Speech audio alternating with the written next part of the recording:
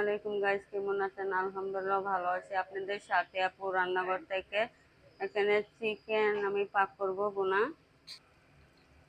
দেখেন এখানে রসুন বাটা 4 চামচ, আদা চামচ, জিরা বাটা 4 চামচ, আদা চামচ, মরিচের গুঁড়া 4 চামচ, আদা চামচ, হলুদের গুঁড়া 4 চামচ, আদা চামচ, পরিমাণ মতো লবণ,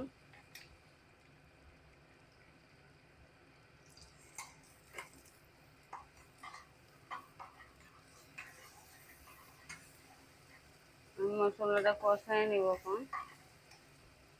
দেখেন আমি চিকেনটা ধুয়ে কেটে পরিষ্কার করে রেখেছিলাম। আমি এটা বোনা করব। দেখেন মুরগিটা কষায় নেব ভালো করে। এই যে দেখেন আমি চিকেনটা অনেকক্ষণ ধরে কষাচ্ছি।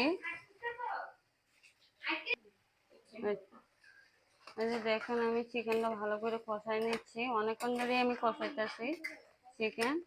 না না কষানো না হইলে ভালো লাগে না, তাই কষাই নিচ্ছি ভালো করে।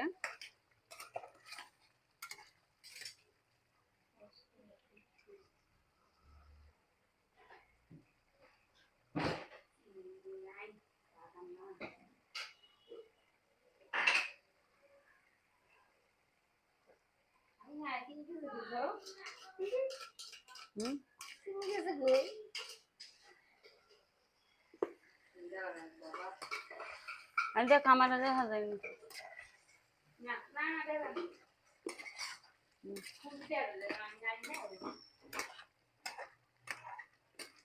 দেখেন অনেকক্ষণ ধরে আমি কষাতেছি চিকেনটা। আপনাদেরকে যত কষাবেন অতই ভালো হবে, কিন্তু একটা জিনিস আপনারা ভুল করবেন, রসুনটা একটু বেশি দিবেন চিকেনের মধ্যে, আদা একটু কম দিবেন। তো আলহামদুলিল্লাহ চিকেনটা ভালো হয়।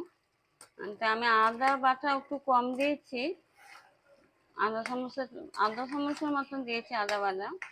আমি ভালো করে চিকেনটা কষায় নেব। আমি কোনো পানি অ্যাড করছি না এখানে।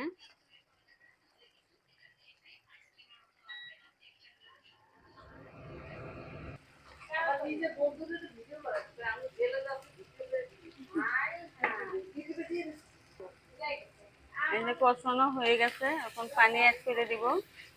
দেখেন আমি গরম মশলা গুঁড়াটা দিয়ে দিয়েছি।